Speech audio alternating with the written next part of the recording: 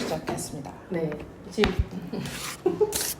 10시에 정각에 시작을 했는데 일단은 이제 늦게 오시는 분들은 오실 거고 우리 되게 간만에 오붓하게 시작해가지고 너무 오붓하다, 그죠? 네, 좋네요. 근데 뭐 그 백진 교수님한테 수업 들었다는 분도 계시고 하니까 얘기가 나름 풍부하게 펼쳐질 수 있지 않을까.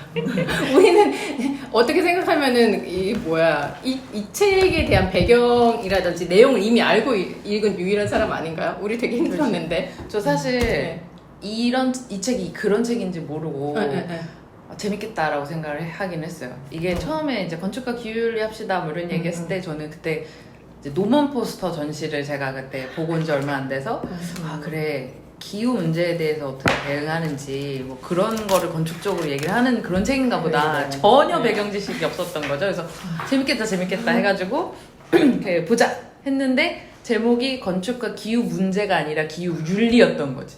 그래서 처음에 이제 그 한국어판 서문을 읽으면서 진짜 아차 싶은 거예요.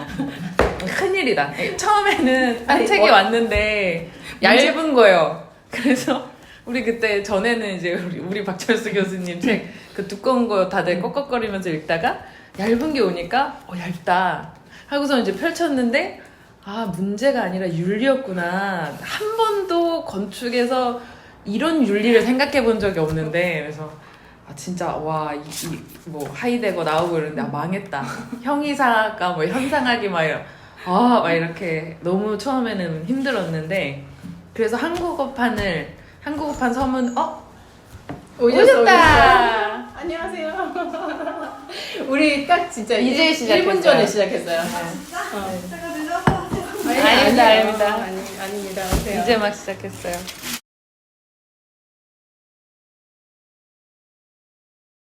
읽어서 그나마 서문이랑 이렇게 결론이랑 읽고 해서 이런 얘기를 하시려고 하시는 거구나를 먼저 이해한 게 그나마 다행이었던 것 같아요. 안 그랬으면 서문이 거의 전체 요약인데 어렵죠. 그래서 딱 그 얘기하고 있었는데 한국어판 서문을 제꼈어요. 아 진짜? 네, 너무 어려워서. 그리고 그냥 원래 서문을 읽으니까 그거는 진짜 이 책을 처음 쓸 때의 어떤 그 안내를 시작하는 어떤 그런 톤이 좀 조금 더 묻어져 있는 것 같아가지고 그거 읽고 그래도 뭔 소린지 모르겠어서 결론을 먼저 읽고 그러니까 두 번 결론도 약간 요약같이 이렇게 쫙 돼 있고 그리고 이제 그 보내주신 서평 읽고 그러니까 약간의 요약을 3번 읽고서 뭐를 한 파트를 읽으면 아 이게 전체 맥락에서 그래서 이 얘기를 이렇게까지 하시는구나 그런 거를 좀 이렇게 이렇게 어느 정도 이렇게 내용이 이 얘기를 하시기 위해 이 얘기를 하시는 거야 라는 거를 알고 나니까 조금 그래도 나아지긴 했었어요. 네. 이거 이렇게까지 해야겠다 이런 생각이 드는데 진짜 재밌었어요. 근데 재밌었어요. 굉장히. 이게 건축사 공부를 하는 느낌인 거예요. 건축사에서 건축사는 아니고 더 넘어가지 않았어요?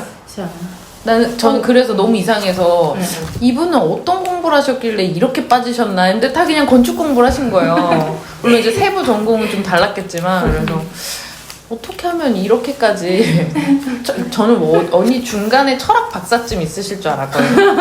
아니 왜냐면 건축 이론사 공부할 때 나왔던 모든 이름이 다 한 번씩 거론돼요. 데이비드 레도베로, 로빈 에반스, 앨런 콜 맞아 반가운 이름들이 좀 있더라. 반가워요? 너무 오랜만에 오랜만. 아 그때 그래 이 사람이 중요했었지 막 이런 그게 진짜 알베르티도 나오고 그래서 내가 지금 다 까먹었나 봐 하고 굉장히 줄쳐가면서 읽긴 했거든요. 근데 느낌이 1장 다르고 2장 다르고 맞아. 3장 다르고 4장 달라가지고 이거를 어떻게 이렇게 한 권으로 엮일 생각을 했지 이런 생각도 했고 맞아, 그리고 이제 뭐 그게 없잖아요. 어떤 균형은 없고 내가 이 주제에 대해서 생각나는 게 갑자기 이제 일본 전통 건축에 대해서 한번 쭉 한 장 풀고 그 다음에 그래 맞아 노이트라 빼놓을 수 없지 노이트라 얘기 쭉 한번 하고 그거 사실은 굉장히 뭐라 그러지? 전체적인 맥락이나 균형에 있어서는 조금 약간 다른 얘기인 것 같은데 그 다음 이제 사장 또 그런 얘기하고 이렇게 하셔서 아 책을 이런 방식으로 쓸 수도 있구나. 그냥 내가 어떤 주제에 대해서 생각나는 걸 싹 끌고 와가지고 얘기를 풀어도 되는구나. 뭐 이런 생각도 하고 그 이장 부분에서는 특히 그거 있잖아요. 일본 주거에 대해서 나오는데 되게 재밌었던 게 우리 지난번에 이해가 됐었죠. 일본 주택에 대해서. 그리고 그런 얘기 했었잖아요. 네네. 그 저기 박윤 기자님하고 일본 갔었을 때 우리가 마지막 날 너무 좀 피곤한데 오사카 박물관인가 거기 갔었어요. 가서 둘 다 피곤한데 말 없이 조용히 이제 그 전통 주거 모형 만든 거랑 이런 걸 보고 왔다. 되게 영혼 없이 보고 왔다고 생각했지만 이 책을 읽으니까 또 이게 이해가 되네. 그렇지 않았어요? 네. 저는 그리고 나서 그 메이지 유신 당시 그 이후에 지어진 일본 주택 메이지 무라를 갔다 왔었잖아요. 거의 민속촌 같은데 거기서 봤던 그 근대식 주거의 어떤 서양식이 접목된 그 모습들이 또 생각나가지고 이게 그러니까 전통은 아니구나. 이 사람은 이 복도나 이런 게 있는 게 전통이 아니었구나. 그런 생각이 들어서 그때는 뭐 이렇게 방을 자꾸 지나가야 돼. 막 그런 게 저희 전통 건축 답사 가면 진짜 그냥 이렇게 돼 있었거든요. 그냥 없어. 뭔가 복도 같은 건 없고 그냥 방방이 열려 있고 어딘가 그냥 닫혀 있고 기억나실까? 맞아요. 그 왜 사람들 제일 많이 가는 정원 있잖아요. 돌 쓸어가지고 이렇게 맞아요. 그 앞에 그 딱 바라보게 돼 있는 그 정원도 펜바로만 이렇게 조금 앞에 나무로 되어 있고 그 뒤에는 이제 안에는 방방방이라서 다 방방방방방방 돼 있어서 이렇게 방방을 지나가야 돼? 하고 되게 의아했었거든요. 벽이 왜 없어? 그래서 근데 거기 일부 이제 막혀 있으면 이제 거기 사람들이 기대서도 이렇게 앉아 있고 근데 그 어떤 이렇게 모듈식으로 되어 있어서 다단이 딱 깔리고 우리나라랑 역시 다르군. 어떤 그 일본식의 정치가 있고 막 이러면서 한참 피곤해가지고 근데 그런 것들이 이렇게 오버랩되니까 약간 재밌게 느껴졌었어요. 맞아. 우리가 진짜 그걸 보지 않았을 때는 또 생각하지 못했었던 거였고 또 이제 그 왜 박기룡 건축가에 대해서 언급이 많이 됐었잖아요. 우리 2달 전인가 3달 전에 읽은 그 한국 근대 건축 제목이 풀로 맨날 정인아 교수님 책 바이오그램인가 뭔데 거기에 보면은 이제 한국 건축가들이 1900년도 초반에 한국의 주택을 근대적으로 개량하기 위해서 어떤 노력을 했는지에 대해서 굉장히 자세하게 나와 있잖아요. 그거랑 이제 일본 건축가들이 또 그렇게 생각한 내용들이 겹쳐져서 그래 일본 사람도 일본 사람대로 이런 고민이 또 있었겠구나 하는 생각을 하게 됐는데 한편으로는 이제 결론이 그냥 그거였잖아요. 이렇게 문으로 되어 있는 공간 분할에서 벽이 생기면서 통풍이 잘 안 되고 고정벽 뭐 그런 선풍기랑 세트로 나오고 이런 얘기들이 되어서 그 뒷부분은 좀 약간 좀 단순하지 않았나? 근데 굉장히 흥미롭게 읽었어요. 그죠? 그래서 아까 이 책을 읽으면서 내가 어디까지 마이크로하게 들어갔다가 아니 이것만 계속 생각하는데 다시 큰 그림으로 나와서 이 사람이 지금 무슨 얘기를 하려고 하는 거였지? 이거 다시 이렇게 복기를 해가면서 왔다 갔다 하면서 읽어야지. 안 그러면 이렇게 그러니까 각 부분으로 너무 재밌었거든요. 그런 발견이. 맞아요. 근데 이제 제가 이런 것들 중에서 이제 어떤 그 건축사의 흐름 같은 맥락에서부터 되게 재밌게 느껴졌던 부분은 그러니까 제가 막 여기다 이렇게 태그 달아놨는데 내가 몰랐던 혹은 지금 너무나 당연시 받아들여지는 뭐 공공성의 개념 혹은 그거에 상반해서 프라이버시 같은 개념이 그러니까 문화나 주거 속에서 언제 이렇게 대두가 됐지? 그러니까 일본에서도 그제야 비로소 프라이버시 개념이 뭐 프라이부신가 무슨 이렇게 제가 발음이 안 좋네요.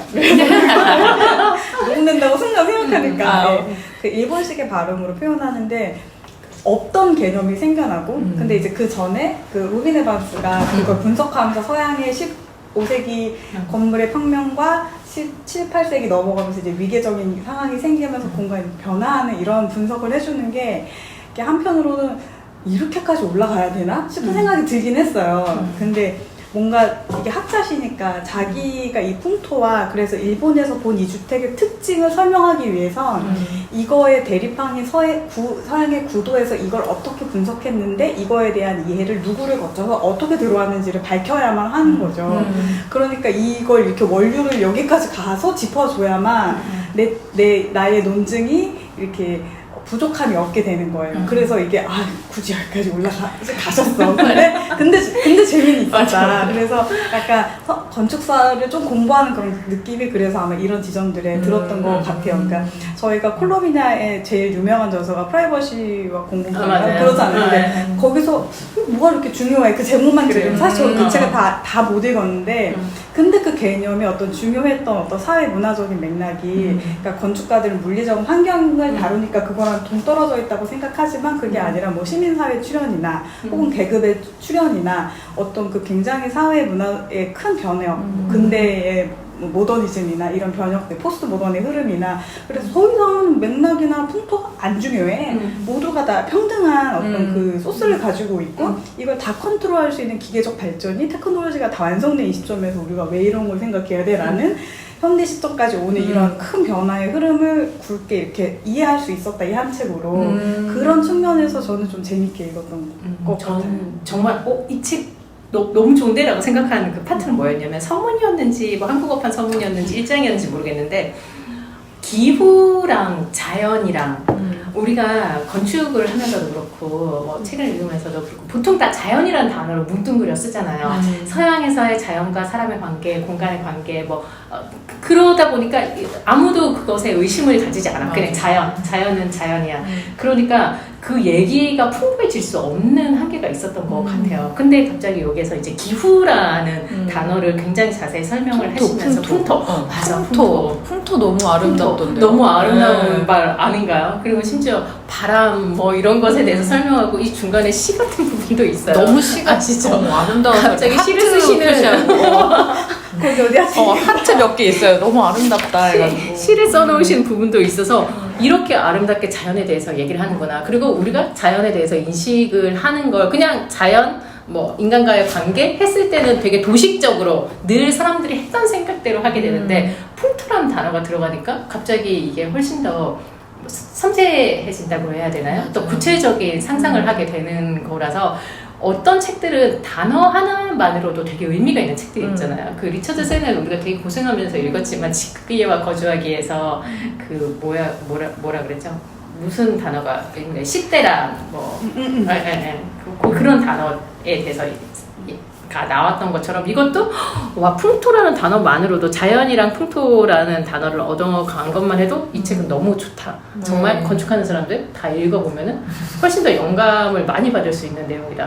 저는 그래서 이 1번에서 5번까지 사례를 해서 자연, 물인데 H2O에서 시작해가지고 뭐 물인데 그다음 연못, 근데 이게 연못이 뭐 반사하는 연못 그리고 뭐 그러니까 이게 굉장히 객관화된 과학적 사실에서 굉장히 밀착된 개인의 경험의 수준으로 이렇게 올라오는 걸 이렇게 단계적으로 설명해 주셨잖아요. 그러니까 나는 그런 게 너무 좋은 거예요. 왜냐면 철학책을 보면 무슨 말이지? 맞아. 그래서 이게 무슨 뜻이지? 그러니까 이 개념적 설명을 굉장히 어렵게 해주시거든요. 근데 백준 교수님 책에서 제가 느꼈던 이분이 되게 애쓰려고 한 건 이거 너네가 이해할 수 있는 언어와 해설로 풀어줘야 되니까 맞아. 이게 굉장히 피부에 와닿는 거를 여러 번 반복해서 이야기하시는 거예요. 그러니까 이게 내가 자연을 경험할 때 자연은 이미 자연이 있는 거야. 뭐 이렇게 내가 추위를 느껴. 그러면 이미 추위는 존재하는 거야. 네. 안녕하세요. 이제 뭐 그래서 그 추위에 내가 어떻게 반응하느냐 한번 뭐는 선제하고 이미 내가 있고 그리고 그거에 반응하는 것을 우리가 공동의 힘으로 어떻게 여기에 창조적으로 대응할 거냐 거기에서 우리가 형성되고 그럼으로 인해서 우리가 개인이 아닌 집단의 그 어떤 연대로 나아갈 수 있고 공공성을 이런 식으로 이제 설명하시니까 떡이다. 이게 웬 떡이야. 우리가 함께하니까 떡도 먹었으니까. 근데 정말 나도 느꼈던 게 사실은 우리가 이 단어들이 익숙하지 않을 뿐이지 어렵거나 꼬아서 쓴 건 또 없어. 처음 듣는 말이어서 당황스러웠을 뿐인데 정말 쉽게 이 어려운 얘기를 이렇게 쉽게 푸시려고 애썼다는 게 느껴지는. 네. 그래서 읽으면 또 읽겠는데 이제 서문이 힘들었던 거죠. 근데 저도 그 저 이렇게 오늘 얘기할 거 적어왔는데 왜냐면 너무 뭐랄까 말하다가 나의 무지랭이 같은 어떤 그런 단어로 말하면 안 될 것 같아서 갑자기. 근데 사실 저는 기후와 풍토 얘기 처음 시작할 때 갑자기 이런 환경이 나는 누구인가를 알게 해준다라는 얘기를 밑도 끝도 없이 먼저 던지잖아요. 그래서 거기서 너무 놀란 거예요. 정말 내가 이해할 수 없는 말을 시작하시려는 건가 보다. 그래서 정말 그때 환경에서 내가 누군지를 어떻게 알지? 이러면서 너무 놀랐는데 이제 그거를 막 이렇게 하는데 그래서 뭐 거기서 그거 여기 안 적어놨네. 이거를 감각하고 인지하고 뭐 지각하고 뭐 이러면서 이게 우리가 되고 뭐 이런 얘기를 이렇게 단계로 풀었었잖아요. 그래서 저도 그러면서 이게 정말 생각해보지 못했던 이 기후와 우리라는 게 이렇게 연결되는구나를 이렇게 차근차근 설명해 주니까 그게 되게 고맙더라고요. 이 뭐랄까 한 번도 이렇게 매체해보지 못했던 것들이 이렇게 연결되고 근데 그 생각을 하면서 정말 완전히 제가 자연을 생각하고 이런 것들을 완전히 좀 다른 어떤 레이어를 이렇게 빡 껴넣어준 느낌이었어요. 그래서 이렇게 이해를 해봐 하면서 레이어를 해주니까 정리 안 됐던 것들이 많이 정리가 되는 그런 느낌이어서 되게 선생님의 자질이 대단하신 분이다. 이 어려운 걸 이렇게 이해시키다니 그게 되게 고맙고 되게 멋있더라고요. 네. 학교에서 늘 수업을 듣는다는 분은 네. 아니 늘 하신대요. 교수님이 하시는 말씀을 듣고 자란 분이시니까 책 읽었을 때 느낌은 완전 다르지 않을까? 네, 우리랑 이 책 자체가 이제 수업 하나로 꾸려져서 거의 커리큘럼으로 그 수업 들으셨어요? 한 학기 내내 하시거든요. 진짜 들을 거예요. 정확히 이게 한 학기 분량의 책이었군요. 네, 맞아요. 되게 어려운 게 많고 저도 그때 다 이해하지 못했는데 근데 그때도 이런 쉬운 언어로 제 피부에 와닿는 그런 감각할 수 있는 자연이라는 관점으로 풀어주실 때 저도 되게 와닿게 설명을 들었던 것 같거든요. 그래서 책에서도 같은 방식으로 뭔가 예시를 잘 써주신 것 같아서 기억이 새록새록 났고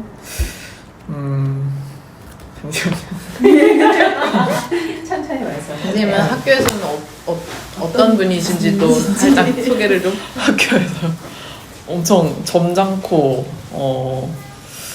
조곤조곤 말씀하시고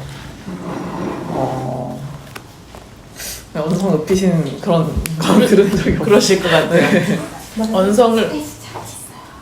저쪽에 꽂혀있는 이건 따로 언성을 높이는 건 뭔가 되게 하찮은 뭔가 그 우아함을 지키실 것 같은 그런 느낌이 있어요. 네. 그래서 이분이 모르겠네 학자로서 집중하시는 게 뭔가 건축이랑 기후윤리로서 지금 이 책에서도 그렇고 말씀하시는 게 계속 사람 사이의 관계이신 것 같거든요. 그래서 제가 이 책은 다 읽지 못했지만 여기서 뭔가 기후를 통해서 사람 사이의 관계가 형성이 되고 그게 어떤 사회적 문화를 형성하고 이런 얘기를 하잖아요. 근데 이 수업이랑 이 책이랑 해서 정립된 건 여기 정도까지인데 그냥 번외로 뭐 세미나나 이런 거 하시면은 최근에는 또 집중하고 계시는 게 뭐 예를 들어 뭔가 그 건축이랑 마을 이런 프로그램이 어떻게 또 사람 사이 관계를 만드는가 얘기해 주셨던 게 뭐 일본의 무슨 약간 고령화된 마을에 거기 그 사람들이 뭔가 일자리도 없고 그냥 쇠퇴해 가는데 근데 거기에 뭔가 약간 장애? 발달 장애인 아니면 지체 장애인 뭔가 이런 사람들이랑 같이 지낼 수 있는 마을을 조성을 해줘가지고 그래서 그 할머니 할아버지들 뭔가 그 장애인들이 밥 먹거나 이런 목욕하거나 이런 활동을 막 도와주고 서로의 관계를 만들면서 뭔가 그런 식의 건축을 통한 뭔가 사람 사이 관계 형성 그런 게 어떻게 사례로 가능한지 이런 걸 되게 수집하고 싶거든요. 네. 그래서 어쨌든 이 책을 넘어서 다음 단계는 건축을 어떻게 이 윤리? 사람 사이의 그 관계를 만들 것인가? 까지도 그게 물리적인 거에서 소프트웨어적인 걸 이렇게 나아가는 그 단계를 더 밟으실 것 같은데 저도 그게 어떻게 가능한지 지금 제일 궁금하기도 하고 이 책을 읽고서 저도 어떻게 구현할 수 있을지 그런 것들 막 그런 생각이 드는 것 같아요. 근데 이분이 그 다음 책으로 정의와 도시랑 네. 건축과 도시의 현상학을 집필 중이시래요. 맞아요. 그래서 하는 거죠? 그게 또 이런 네. 또 구체적인 어떤 예시나 이런 걸로 이런 걸 얘기를 하실 거잖아요. 이분은 정말 너무 멋진 분이신 것 같아요. 근데 이분이 뭐를 이제 지향하시는지는 알겠더라고요. 계속 반복돼. 다자간의 윤리라는 단어 되게 맞아. 어색해가지고 처음부터 그렇지 않았어요? 처음에 그거를 처음 얘기했을 때가 되게 신기했는데 그 지점이 제일 어떻게 보면 우리가 놓치고 있었던 얘기구나. 맞아요. 그래서 이걸 계속 얘기하시는구나. 네. 이제 여러 번 반복되니까 나중에 좀 적응이 됐고, 이게 우리가 다자간의 윤리라는 말을 쓸 수밖에 없어도 다른 단어를 쓸 게 없어요. 공공성이라고 할 거야? 공동체라고 할 거야? 아니면 무슨 집단이라고 할 거야? 뭘 짚어낼 만한 단어가 전혀 없어서 다자간의 윤리라는 단어를 쓰셨구나. 이분이 표현하고 싶은 어떤 사람들의 관계라든지 이런 것들을. 그러니까 건축에서 사실상 제일 중요한 것은 사람들 간의 관계인데 그 관계를 만들어내는 것에 있어서는 풍토라든지 뭐 이런 것들이 관련된 이 얘기를 하고 싶은 거고 그걸 바탕으로 해서 케네시 프램프트냐 뭐 이런 사람들을 지역주의나 이런 것들을 비판하는 거죠. 그게 뭐라고 해야 될까? 이 사람 사이의 관계는 막상 포커스 맞춰지지 않은 다른 논의는 좀 피상적이지 않나? 이런 얘기를 하고 싶으셨던 걸까? 뭐 이런 생각하면서 읽었어요. 제일 중요하게 하는 말씀. 그래서 다자간의 윤리 나도 생각해보면 다른 단어를 뭘로 바꾸지? 바꾸는 거 없지 않아요? 공동체는 아니잖아. 공동체라는 단어를 우리가 많이 쓰긴 하는데 그것도 되게 공동체는 진짜 뭔가 이렇게 뭉쳐진 것 같은데 다자간의 윤리는 진짜 그냥 우리가 그냥 공동의 상식 같은 그런 게 이제 약간 지역마다 다르잖아요. 그런 어떤 개념이지 않을까라고 생각을 공동체가 해요. 약간 어떤 그 공동의 뭐랄까 그 정치적 개념이나 어떤 그 커뮤니티가 이미 어떤 형성돼 구축된 어떤 그 기저에 깔린 논리들이 있는데 그런 거 다 벗겨놓고 그냥 인간과 인간, 개인과 개인 혹은 개인과 다자 뭐 이런 식의 그 관계에 집중할 수 있게 해주려고 그런 표현을 쓰신 게 아닌가 싶고 저는 앞에 윤리랑 도덕이랑 구분해 주시잖아요. 그래서 약간 이거 철학 ABCD 배우는 그런 느낌 철학책에 나오는 그런 내용들이니까 그래서 플라톤이야 막 아리스토텔레스 얘기하면서 그런 부분들인데 정확하게 짚어주고 자기의 용어를 정의하고 그 정의가 어떤 식으로 해석될 수 있고 그래서 그게 내 개념은 이거고 이걸 다른 철학가는 이렇게 썼는데 얘는 이런 측면에서 다르고 이걸 다 비교를 해주시면서 프렌튼 같은 경우가 말하는 그 예를 들어 비판적 지역주의에서 비판적이라는 의미는 뭐고 지역주의라는 것은 무엇이고 어떤 근간에서 태동했고 이런 부분들을 하니까 내가 말하려고 하는 이 기후와 윤리 안에 이걸 이어주는 풍토라고 하는 개념의 어떤 핵심들이 궁극적으로 이제 결국 여러 사람들이 어떻게 연대해서 우리를 둘러싼 이 환경과 자연에 조우하고 대응하면서 창조적 해법을 찾아 나가는 것을 건축적으로 할 수 있겠느냐 그 사례는 무엇이 있느냐 이걸 이렇게 쭉 훑어보신 거잖아요. 그러니까 이런 측면이 좀 이렇게 우리한테 되게 인사이트를 준다. 이렇게 놓쳤던 것들을 이렇게 탁탁탁 짚어낼 수 있는 부분들이 나 지금은 알겠어. 지금 얘기하면서 깨달았는데 이제 프라이버시라는 게 왜 갑자기 튀어나오지? 이런 생각을 하면서 읽었는데 다자간의 윤리를 얘기하면서 프라이버시에 대해서 얘기를 안 할 수가 없구나. 그렇죠. 근데 요즘 시대야말로 공동체가 굉장히 희미하게 느껴지는 왜냐하면 개인이 훨씬 중요하게 느껴지니까 그런 극단적 그 사회에 우리가 놓여있다 그런 느낌이 확 다가왔었던 것 같아요. 왜냐하면 진짜 우리는 공공성보다는 프라이버시를 훨씬 더 중요하게 생각하고 그 프라이버시라고 하는 영역 안에는 물리적으로 여기서는 그렇게 말하죠. 이렇게 뭐 일본 주택이랑 비교하면서 일본 주택인 프라이버시가 없고 뭐 소음이 다 들리고 그리고 뭐 이렇게 뭐 뚫고 가려면 거길 지나쳐야만 하고 막 이런 식의 설명을 얘기했지만 환경뿐만 아니라 약간 우리는 자산의 개념이나 내 거에 대한 소유의 개념이나 이런 게 자본주의 사회에서 프라이버시의 그 영역 안에 다 들어와 있는 개념이잖아요. 그러니까 그게 점점 강화되는 게 근데 이후에 우리 사회의 어떤 그 발전의 방향이라면 그에 비해서 공동체성은 참 점차 약화되니까 공공에서도 마을 사업도 해봐라 공동체를 만들어봐라 막 어거지로 엮어주는데도 그거 안 되잖아요. 이 집단이 되지 않는 이상은 그게 형성되기가 굉장히 어려운 구조 그리고 그게 형성되더라도 그 안에 분쟁이 끊임없이 발생할 수밖에 없는 구조 근데 한편으로는 여기서 그런 얘기를 하거든요. 이게 지역주의를 생각할 때 노스텔지어 향수를 거론하면서 옛날에 썼던 건축의 어휘들을 가지고 와서 짬뽕시키면 그게 풍토적 건축인 줄 오해하는 사람들이 있다. 그래서 저 그 말이 되게 공감이 되는 거예요. 그래서 그래 초가집 가져온다고 되는 거 아니지 뭐 이런 거 있잖아요. 이 지금 시대의 어떤 기후 윤리는 그 당시의 풍토와 또 다른 거니까 그런 측면들의 어떤 발견에서 우리 사회가 지금 어떤 건축을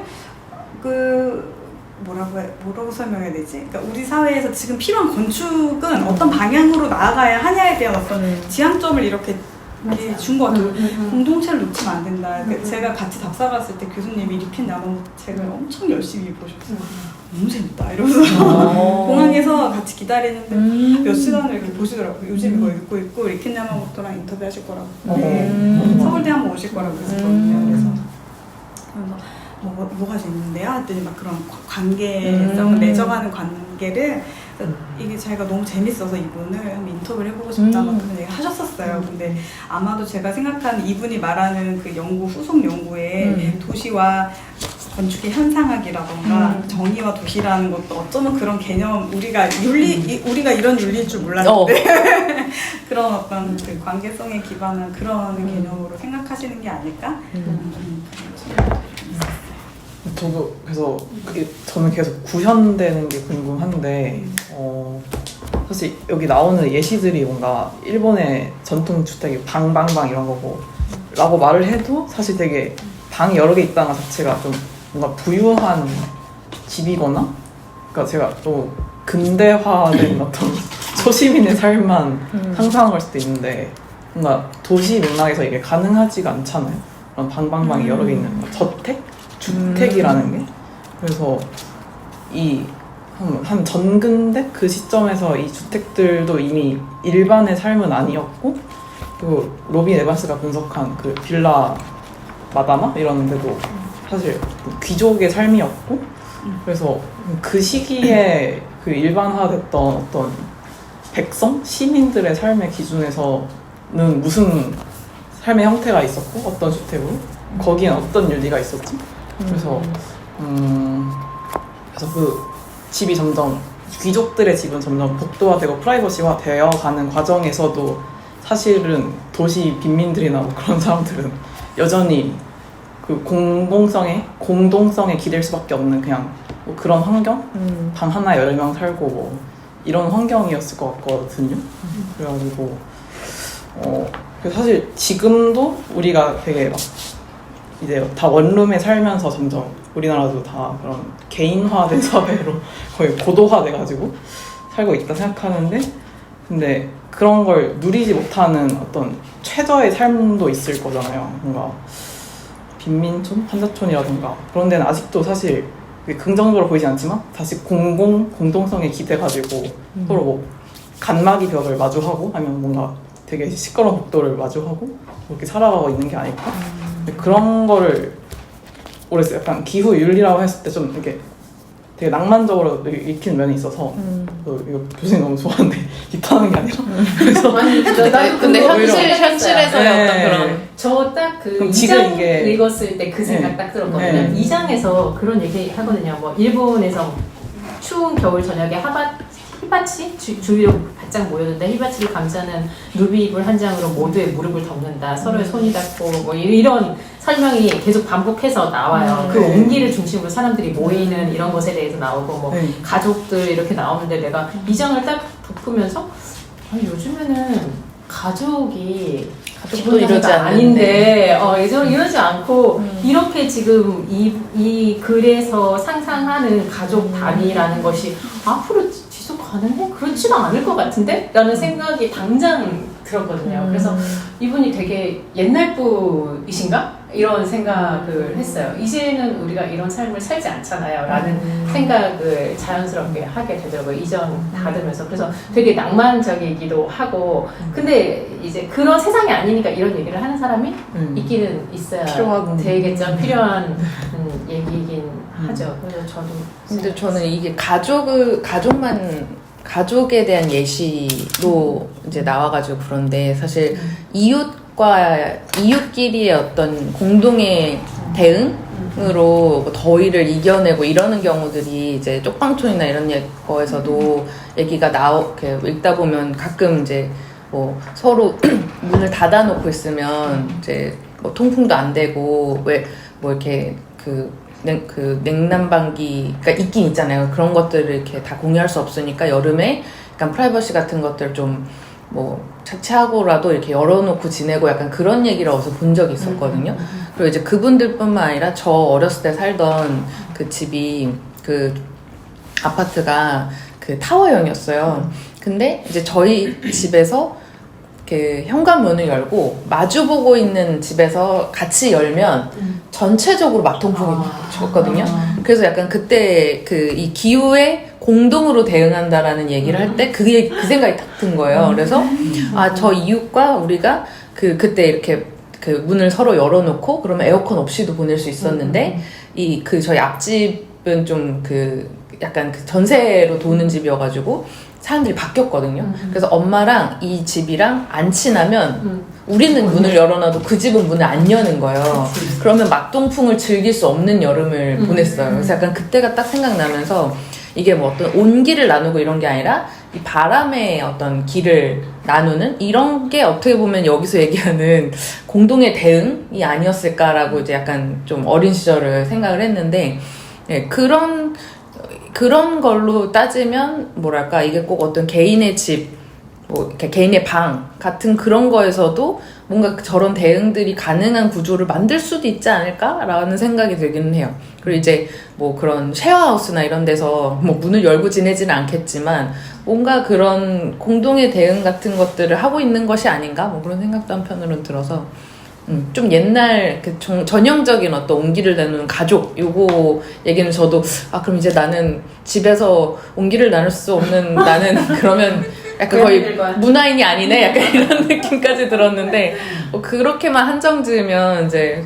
너무 이렇게 사례에만 갇히는 거니까 그래서 이런저런 생각을 더 해보게 돼서 그래 마통풍 중요하지 뭐 약간 이런 생각으로 결론이 됐었어요.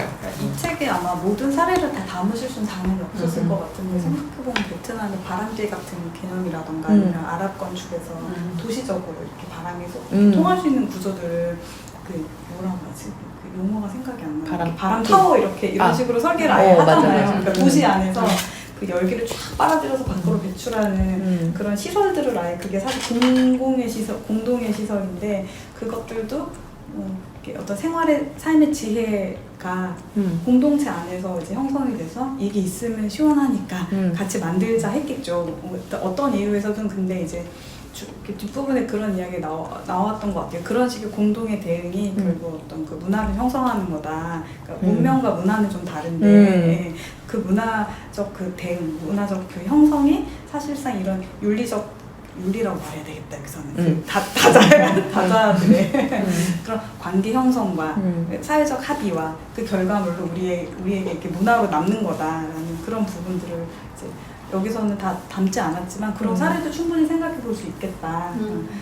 그런 생각도 들어요. 서울대에서 왜 그 목청 강의할 때 트로피컬 스페이스 이런 HMP 이런 베트남 건축가들 와서 하면 항상 걔네도 풍토가 굉장히 중요한 나라잖아요. 그러니까 우리는 저들은 설계하기 너무 좋겠다. 그냥 다 뻥뻥 열어놔도 살 수 있는 그 정도 식물도 막 잘 자라고 하니까 하지만 그들도 나름의 물론 막 벌레 들어와도 살고 하는 그런 자연 친화적인 그런 건축도 가능하다는 측면에서 좋지만 또 한편으로는 자기들이 지켜왔던 그 어떤 그 뭐랄까 건축적 코드라고 해야 되나 그런 그게 이게 삶의 풍토에 적응하기 위해서 그러니까 그 풍토에 대응하는 공동의 어떤 무언의 건축적 그 제스처들이 있었을 거잖아요. 그러니까 근데 그거를 냉담만기로 해결하는 게 아니라 어떻게든 자연을 놔두고 살기 위한 것들을 그 젊은 건축가들이 많이 시도하더라고요. 그러니까 벽돌에 뭐 타공을 뚫거나 아니면 그 차양을 전통의 방식으로 대나무나 이런 걸로 직조해서 어떤 식으로 막고 닫게 하는가.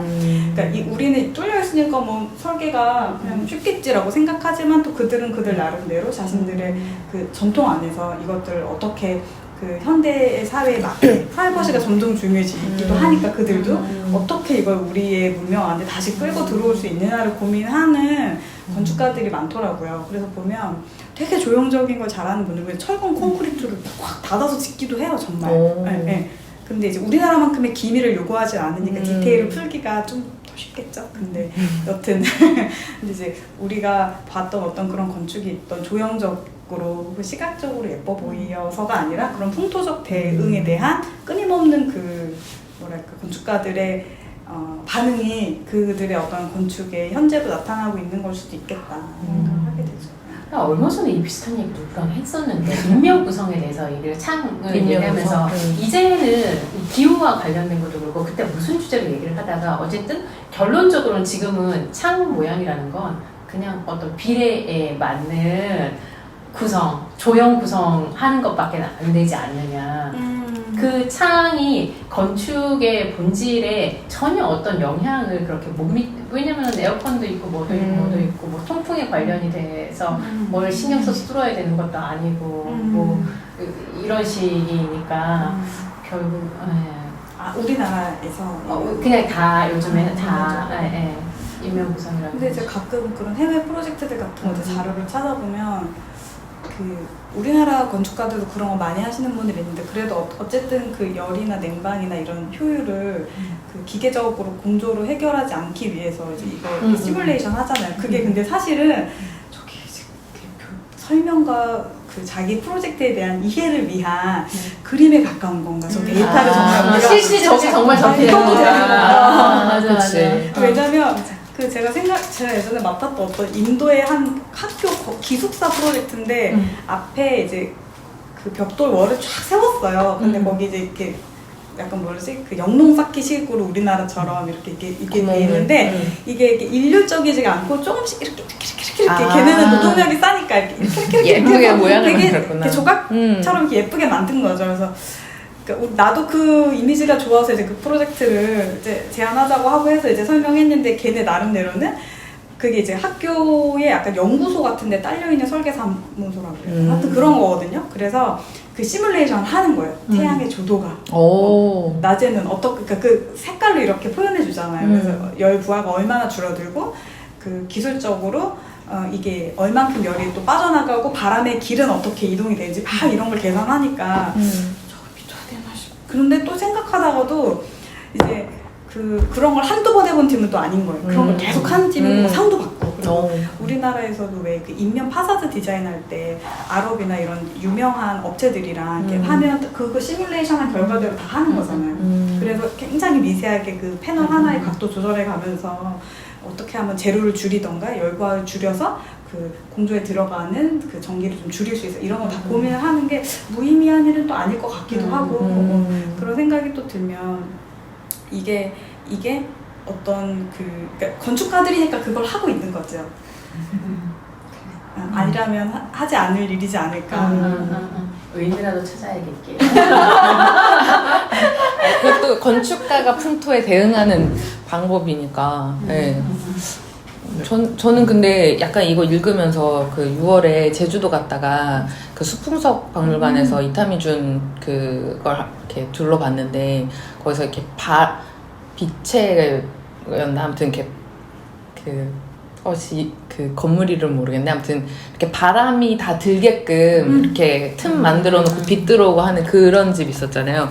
거기서 되게 진짜 그 바람이 진짜로 부네라는 걸 느꼈던 게 되게 좋았거든요. 엄청 좀 더운 날이어가지고 더 그 공간이 이렇게 그늘을 만들고 바람을 들게 하니까 되게 시원하구나를 되게 기분 좋게 느껴서 감각해서 그랬던 것 같은데 뭔가 그렇게 기후에 대응하는 건축을 경험했던 그게 왜 좋았고 그걸 왜 우리가 다 같이 좋아했었는지를 알려주는 약간 배경 지식 네가 이래서 이걸 좋아했던 거고 거기서 모두가 그렇게 하나가 되어 바람이 부네요 막 이런 걸 좋아했던 게 약간 이런 어떤 이런 이유 때문이란다를 이렇게 좀 설명해 준 것 같은 그러니까 뭔가 그때그때 건축에서 이 건축이 이게 좋구나라고 느꼈던 약간 그런 특별한 감각 같은 것들이 되게 그걸 이해시켜준 것 같았어요. 그리고 약간 전 빛의 교회 얘기가 너무너무 좋았는데 그 사실 저는 이미지로밖에 못 봤거든요.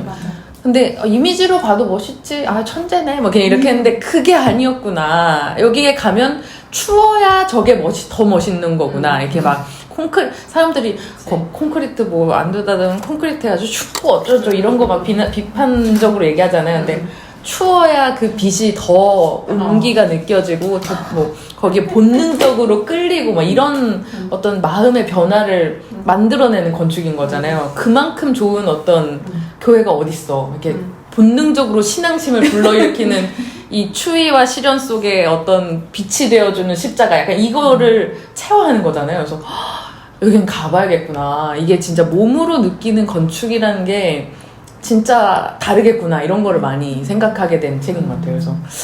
그래서 약간 그런 감각을 줌으로써 정말 신앙심을 막 거기에 모이는 사람들의 신앙심을 집단적으로 고취시킬 수 있지 않을까 뭐 약간 그런 상상도 하게 되고 그래서 좀 건축이 요런 지점들을 너무 많이 놓치고 있는 거 아닌가? 약간 그러니까 우리가 그냥 도시에서 많이 보는 그런 건축에서는 요런 어떤 정말 감각적으로 뭔가 사람들을 이렇게 마음을 동하게 하고 이런 것들을 잘 못 본 것 같아서 그래서 안도다워져 빛의 교회가 대단하다고 하는 거구나. 그게 좀 되게 새삼 너무 재밌게 느껴졌어요.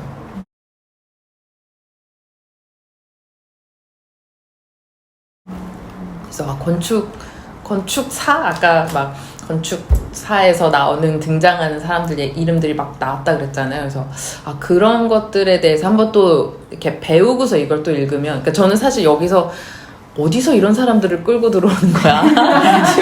그런 사람이 있었어? 막 이러면서 이런 사람이 그런 걸 비판적으로 했었구나. 근데 그걸 또 비판하고 있구나. 그래서 그냥 이 사람이 얘기해주는 걸 이렇게 쭉 그런 사람이 있구나. 이런 얘기가 있었구나 했는데 한번 그걸 다 이렇게 알면서 이거를 이렇게 크로스해가면서 읽으면 훨씬 재밌었겠구나. 이런 생각이 또 얘기하면서 들었어요.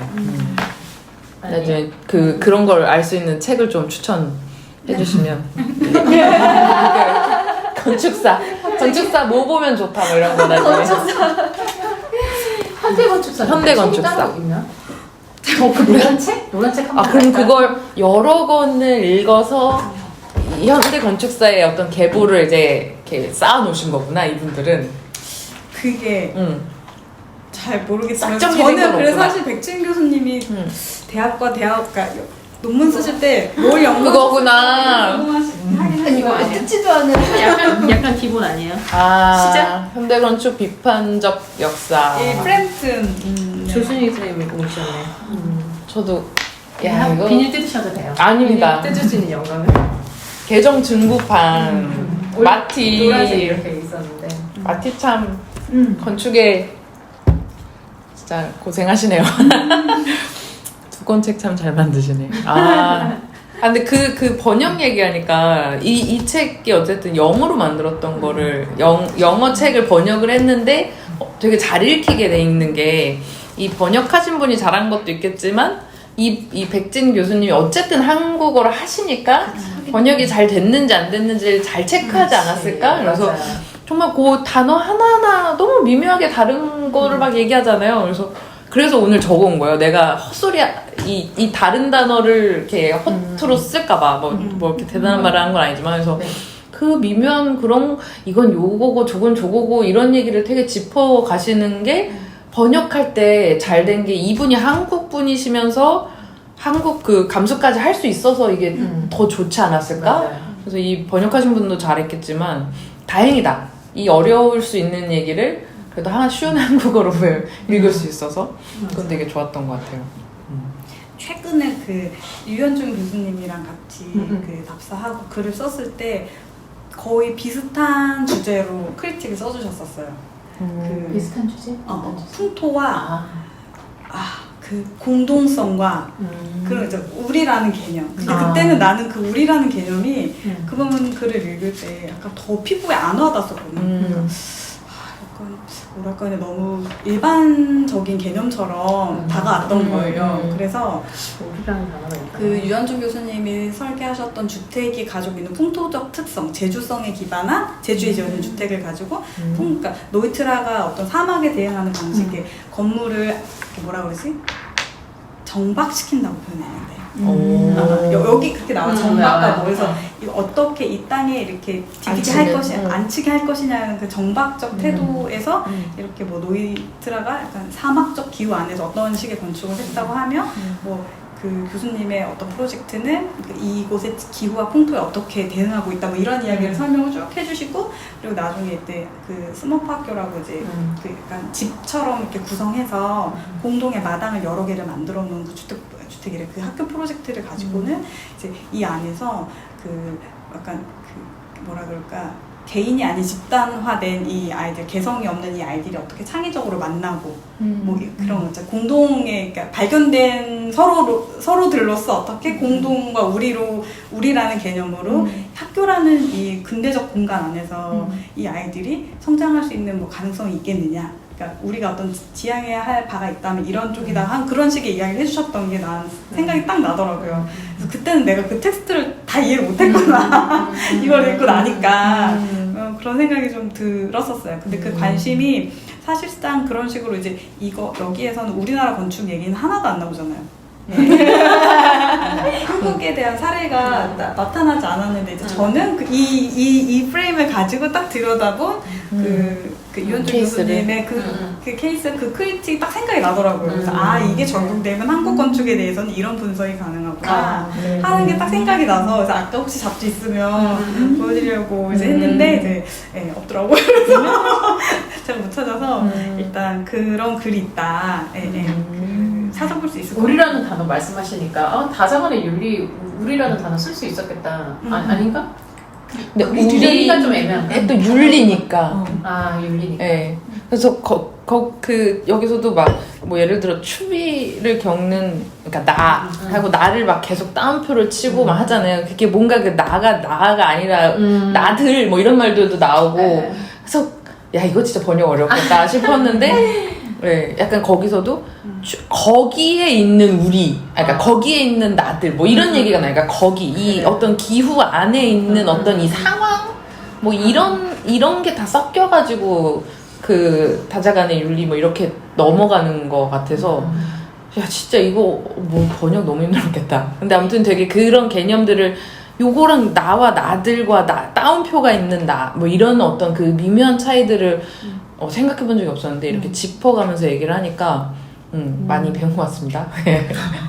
그리고 여기 3장에는 리처드 노이트라에 대해서 아예 나오잖아요. 야, 진짜 리처드 노이트라는 그 뭐죠? 제 옛날에 공부할 때에 연구한 건축가가 이 노이트라에 대해서 또 영향을 받았다 그래서 뭐 작품집 펴가지고 이제 이런 건축가 그렇구나 막 이러면서 봤던 기억이 있는데 이 사람은 되게 그리고 이 글 3장 읽다 보면은 막 노이트라 건축에 대해서 이렇게까지라고 내가 써놨어. 저도 그런 걸 좀 몇몇 군데서 느꼈다니까요. 이렇게 이거 너무 과장 아닌가요? 이렇게까지 리처드 노이트라도 들으면은 당황스럽지 않아요? 그런 생각으로 한 거 맞아요? 라고 물어보고 싶어요. 맞아. 아니죠. 막 이러면서 물어보고 싶은 그런 엄청난 예를 들면은 뭐가 있을까? 원저리에서 벌어지는 삶의 상황 또한 165페이지에 보면 중간쯤에 있어요. 굉장히 길어. 굉장히 길지만 뭐 몇 줄만 하면 폭넓은 스펙트럼을 오간다. 불과 물이 주는 뜨거움과 차가움의 기운 그리고 수직성과 수평성의 자세와 조공하듯 삶은 생기가 넘치는 활력과 차분하게 가라앉은 평화 이 양산을 옹구하는 것이다. 삶과 죽음은 선택이 아니라 주어진 것이다. 이 양상을 막 이런 뭐지? 삶과 죽음, 인간 존재에 각인되어 있는 궁극의 대립항 이 모든 경험의 이면에 깔려있는 근본적인 지향점을 일깨웠습니다. 침대는 이제 에르틱한 사랑의 불타는 욕망의 장소와 궁극적인 평화가 약속된 죽음의 장소 이 두 극점에 놓인 잠재적인 무대가 된다. 이베드 설명할 때도 되게 많이 하자. 네, 구체적으로 했던 것 같아요. 소리에 네. 창딱 내고 인상적인 해석이라고 읽었지만 모르겠다 막 이러면서 읽었고 노이트라는 되게 많은 사람들한테 영감을 주나 봐요. 노이트라 언급하는 저는 게 사실 거의 이번에 처음 알아요. 정말요? 저는 작품 중 한두 개 본 거 정도밖에 없는데 라이트는 알지만 이분은 잘 몰랐던 분이어서 그 스페인에서도 약간 기이하고 특별한 건축가라고 이제 언급되는 경향이 좀 있어요. 그때에도 관계에 대해서 이제 포커스를 맞춘 건축가에 대해서 조사하다가 노이트라에 대해서 영향을 받았다 이러고 노이트라를 열어보니까 문이 없는 뭐 주택 이런 거 만들고 그래서 이 사람 좀 이런 사람이구나. 그러니까 자연 뭐 내부 안과 밖 뭐 이런 것에 대해서 고민을 많이 한 사람이었구나. 이 정도 인상만 가지고 있었거든요. 근데 또 노이트라 말하길래 그리고 막 엄청난 문장들을 보고 묘사가 좀 대단한. 그리고 이제 여기에 뭐 그거 벽난로에 대해서 계속 나오잖아요. 옹기고 사실은 이 백진 교수님한테 있어서는 그 벽난로가 굉장히 중요한 거지 않나 싶은데. 근데 서양 건축에서 원래 벽난로가 굉장히 중요한 로지의 원시 어두 막 이런 데까지 올라가서도 다 중요한 거잖아요. 맞아요. 그런 그 계보에서. 맞아. 근데 주택들이 다 벽난로가 제일 중요하게. 그게 일본에서는 근데 그거 우리나라 그 풍수지리에서도 그런 거 있잖아요. 부뚜막? 아니 요즘도 경상도에서는 이사할 때 밥솥이 먼저 들어가야 돼요. 맞아요. 그게 화로의 어떤 불의 기운이 먼저 들어가야 된다 그런 게 있대요. 미신적으로. 약간 그런 거지 않을까. 그런 거로 우리나라는 이어져 온 게 아닐까. 그럴 수 있겠다.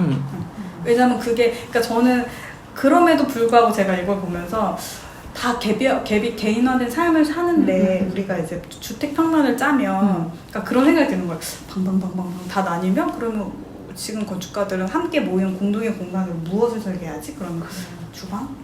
거실? 그러는데 좀 TV도 같이 안 보고 유튜브 다 각자 같이 보던데 거실은 앉아서 다 각자 이제는 보잖아요. 없잖아요. 거실은 사실상 이제 그런 사람들이 모이는 공간이 어디서가 무슨 유튜브에서 봤는데 유시민인가 누가 이렇게 어느 선생님이 나오셔가지고 얘기하시기를 그 원시 부족 사회에서 사람들을 집단화시켜서 모여서 이렇게 불멍하던 공간이 이제 TV로 바뀌었다 이런 얘기를 제가 들었거든요. 근데 맞아. 이제 그 반짝반짝이는 걸 보면서 이제 사냥하고 와서 지친 사람들이 먹고 즐기고 쉬면서 이제 그걸 하는 게 휴식인데 뭐 아빠들이 와서 TV 보면서 널브러져 있는 거 가지고 뭐라고 하면 안 된다는 식의 어떤 이상한 그런 말로 막 가더라고요. 그래서 이상하다고는 할 수 없지만 그런 식의 해석도 있구나라고 생각했는데 이제 요즘의 삶으로 돌아보면 그럼 이 거실에서 무엇을 하게 할 거냐. 그렇죠.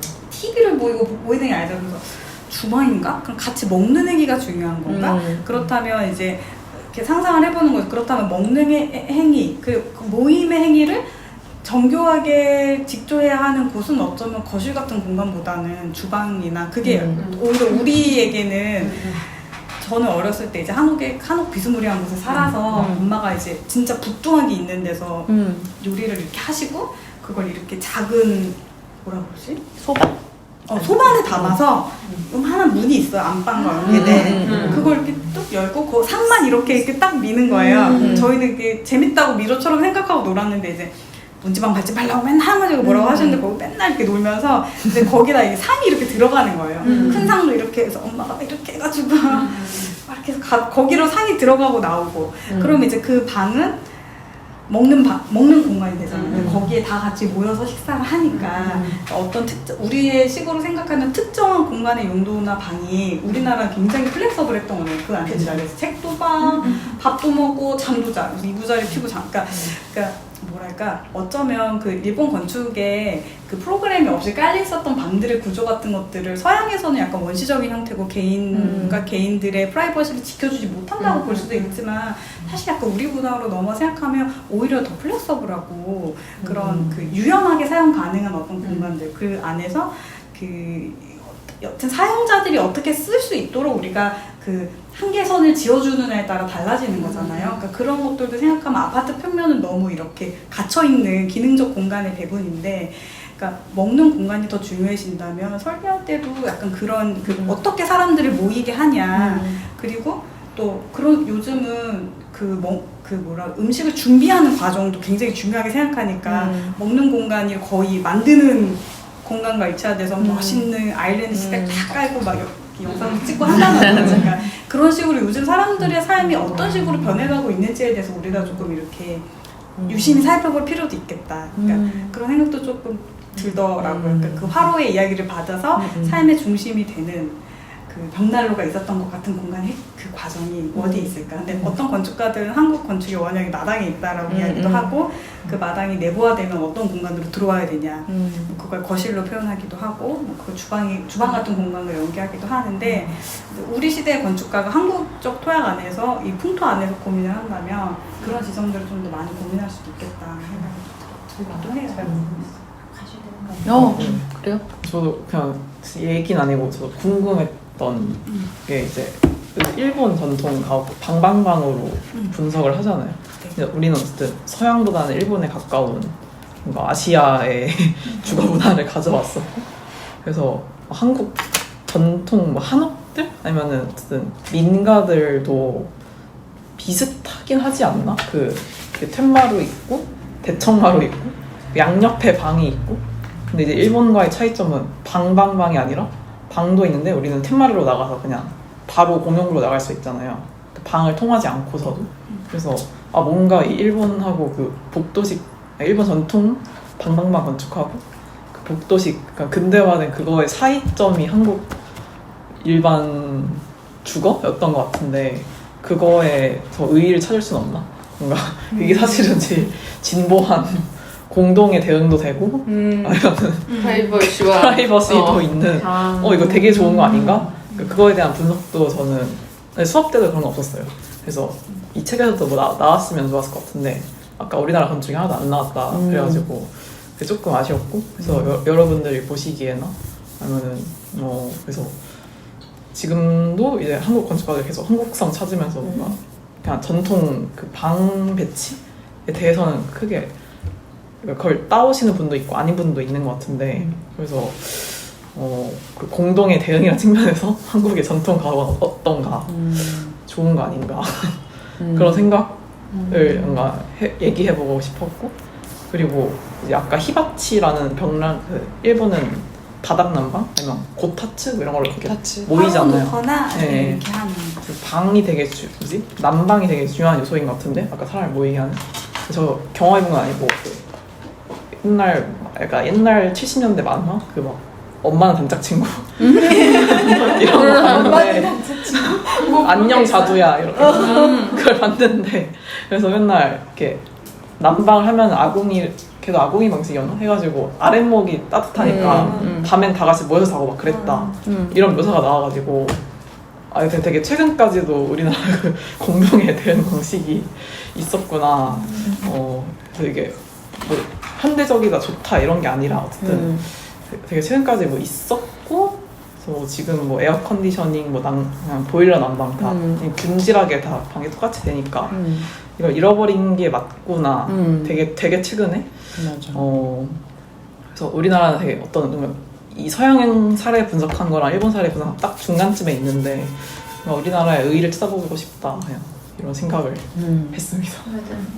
얘기하시다가 생각나는데 그러고 보니까 이렇게 뭐 방마다 난방이 되는 거는 어릴 시절부터 경험을 했는데 여름에 진짜 더울 때 에어컨은 거실에밖에 없었거든요. 그러면 그때는 온 가족이 다 나와서 거실에서 잤던 기억이 있는 거예요, 갑자기. 그래서 정말 그 가전으로 냉난방의 한계로 그 가족을 모이게 했던 시절이 있었구나. 근데 요즘엔 에어컨도 막 각 방에 있잖아요. 저희 집은 없지만. 그래서 아무튼 그 각 방에 있는 에어컨 이런 것들이 그냥 한여름에도 각자 방에 처박혀 있을 수 있게 하는 그런 식으로 정말 공동으로 뭔가를 할 이유가 없어진 그런 것도 다 이런 배경에서 영향이 있구나 이런 생각이 들어서 온기도 그렇지만 그 어떤 더위, 추위, 배고픔 이런 게 어떻게 보면 이런 시련들이 공동으로 이렇게 뭔가 대응하게 하는 그런 게 아니었을까. 그럼 기후가 되게 온화한 지역의 사람들은 좀 온화한 편이고 뭐 이런 거 있잖아요. 그 공동으로 대응할 그러니까 회사에서도 공동의 적이 있어야 뭉치잖아요. 그러니까 그런 것처럼 그런 어떤 시련이 없으면 그냥 다 각자 개인주의로 살 수 있는 건가? 뭐 이런 생각도 한편 들고. 저는 그래서 회귀해야 되나 아니면 시련을 한번 겪어야 되는 고민. 근데 아무튼 이게 어쨌든 기후 관련된 책이었던 거잖아요. 근데 진짜 당황스러워서 저는 무슨 책인 줄 알았냐면 뭐 요즘에 그거 있잖아요. 기후 위기에 대한 책인 줄 알았어요. 저도 굉장히 앞서가는 책이구나. 그래서 생각하면서 이 책을 읽긴 읽어야 될 텐데 요즘에 그린 리모델링 막 이런 거 그러니까 어떻게 대처해야 될 것인가, 건축계는 앞으로 어디로 가야 될 것인가 이런 생각을 하면서 이제 쫙 펼쳤는데 윤리야. 윤리가 네. 윤리라는 거를 왜 위기라고 생각했지? 그러니까 저도 진짜 저 너무 당연하게 기후 위기, 기후 영어로도 문제. 써 있는데. 네. 이거 성공적이었다. 근데 저는 막 그런 관점이 아까 뭐 몇 번 얘기했지만 뒤로 가면 이제 우리가 지속 가능성, 친환경 그리고 막 그런 지금 진짜 기후에 대응하는 우리의 어떤 그 재생에너지 막 이런 거 있잖아요. 다 인간 중심적이고 자연을 도구화해서 생각하는 발상에서 나온 결론들이다. 건축이 이제 그런 방향으로만 가서는 안 되겠다는 어떤 경종을 울린다. 이 기후와 풍토의 문제를 마주치면서 그러니까 이 풍토도 사실은 되게 유연하게 변하는 개념 같아요. 그러니까 그 1900년대나 1700년대나 조선시대나 진짜 그런 시절에 우리 조상들이나 옛날 사람들이 거기에 대응했던 방식은 또 그때의 결과물들이 있고 우리의 문명과 우리의 문화에서 또 우리의 대응이 있을 테니까 이걸 우리가 대응할 때 창조적으로 어떻게 해야 되느냐를 생각하는 방식이 자연이 그렇게 도구화해서 판단할 것이 아니라 그러니까 지속 가능성 우리가 판단할 때 정부가 가지고 있는 기준도 다 과학적 수치에 기반한 그쵸. 결과만을 가지고 따지잖아요.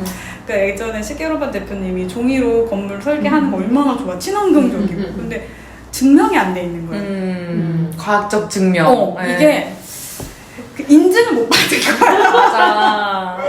일본 안에서. 그래서 그 인증 기준이 있었어요. 그 인증의 기준에 맞춰서 한번 스터디하우스 만들었거든요, 페이퍼하우스. 근데 인증이 또 기준이 또 바뀌었네. 진짜 일본도 그렇구나. 정말. 그리고 약간 페이퍼 테이너 뮤전 같은 거 할 때도 약간 임시 설치물, 그러니까 파빌리오 형태로는 구현할 수 있지만 정식 구조물로 하려면 어쩔 수 없이 그 안에 철골로 어떤 보강을 좀 산다거나 그런 그래서 그냥 인테리어의 가구의 이런 구조를 접목해 본다거나, 그러니까 이런 식으로 약간 어쩔 수 없는 그 한계치들이 있는 거죠. 이게 맞는 건가? 우리가 생각하는 방향과 건축이 문제를 해결해 나갈 수 있는 창의적인 방법들을 고안을 해도 시스템과 제도가 안 받쳐주는데 그거 뭐 인증받는데 돈 엄청 든다면서요. 그리고 그것도 이제 사실 대량 생산해서 뭔가 이게 상용화될 수 있다는 근거가 생겨야 업체들도 그걸 뛰어든다고 하더라고요. 그래서 근데 그거밖에 없을 거면은 우리나라 공공건축할 때도 그 친환경 성능 맞추려면 쓸 수 있는 샤시도 굉장히 제한적이고 내가 이런 걸 공모전에서 그려간 게 아닌데 이상한 프레임으로 와서 붙고 색깔도 요상해지고 이렇다고 하더라고요. 그래서 이 팀이 이런 거 설계하지 않았는데? 라고 생각해서 가서 현실에 가서 왜 그러셨어요? 라고 보면 다른 걸 쓸 수가 없다. 쓸 수 있는 게 없어요. 그러면 이제 중소규모에서 우리한테 맞춰줄 수 있는 업체한테 인증을 받으라고 우리가 수천만 원을 들여서 인증받으라고 할 수 없지 않느냐. 그런 이야기를 하시거든요. 근데 우리나라가 굉장히 그런 기밀, 막 뭐랄까 차단. 뭐 인증서 3개는 있어요. 친환경 인증서, 무쇠 인증서, 여러 가지 강연 뭐 어쩌고 저쩌고. 소방법도 굉장히 세다면서요.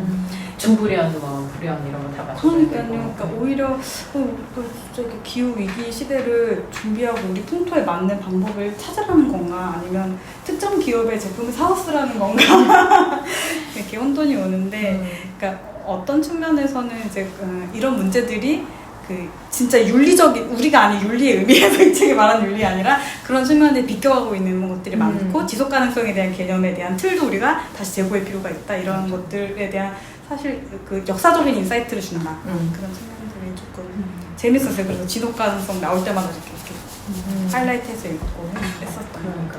그리고 문학에 특별한 어떤 그게 있으신 것 같아요. 조예가? 네, 조예나 글 쓰시는 글 쓰시는 거고 막 시적인 게 되게 종종 나오죠. 뭐 내가 와우라고 써놨는데 어느 부분이 어느 부분? 맞아. 174페이지의 아랫부분인데 추위는 지각하는 사람의 외부에 존재하는 것이 아니라 그의 마음속에 펼쳐져 있다고 주장했다. 뒤집어서 볼 때 이는 추위를 느끼고 있는 내가 이미 추위의 한복판에 있음을 의미한다고 와치즈는 주장했다. 나는 춥다고 느낀다라고 말할 때 나와 추위는 두 개의 다른 실체로 취급되지만 다다다다다다다다. 그래서 뭐 자폐적으로 숨어 들어가는 것이 아니라 바깥에 진짜 이런 글을 어떻게 쓰지? 와우 라고 썼어요 제가. 진짜 엄청나시다. 그래서 되게 어떤 장르에 들어가지 않는 이 글 아닌가요? 이거 논문인가요? 근데 저는 아니죠. 약간 논문의 형식을 띠고 있다고 생각해요. 그렇죠. 논문의 형식은 맞는데 근데 제가 여기 인용하는 그 훌륭한 글쓰기 하시는 분들 있잖아요. 네. 그 분들의 글을 읽어보면 이런 부분들이 있어요. 굉장히 어떤 차원에서는 이게 철학적 개념을 기반으로 하고 있기 때문에 어떤 순간을 넘어가잖아요. 그러면 막 그 코르비제 건물의 어떤 투명성 뭐 이런 걸 얘기하면 투명성과 불투명성이 되게 중요한 이 부분 잘라주세요. 정확하지 않으셨으니까 그걸 얘기하면 이런 말들을 막 하거든요. 보이는 것과 보이지 않는 것과 보여지는 것과 보고자 하는 욕망과 뭐 이런 얘기가 계속 나와요. 그러니까 이게 철학에서 약간 관음적 근대가 가지고 있는 프라이버시와 공공 속에서도 그런 거 되게 그쵸. 다루잖아요. 콜루미냐가. 그래서 누가 보는 거냐, 이 주체가 남성의 시선이냐, 아니면 어떤 여성은 바라봄을 당하는 시선으로만 여기서 묘사가 되고 있느냐, 건축가가 이걸 어떻게 상정하고 있느냐, 어떤 개념으로 건축가가 보이고 안 보이고에 대한 결정이나 그 개념을 대하고 있느냐, 뭐 이런 게 되게 중요한 그래서 그 코르비제 건물의 그 사진을 보면 누군가 계속 뒤를 쫓아가면서 찍은 것 같은 약간 영화적 그 시퀀스를 딱 보여주고 이제 그런 것들을 이제 계속 분석을 하거든요.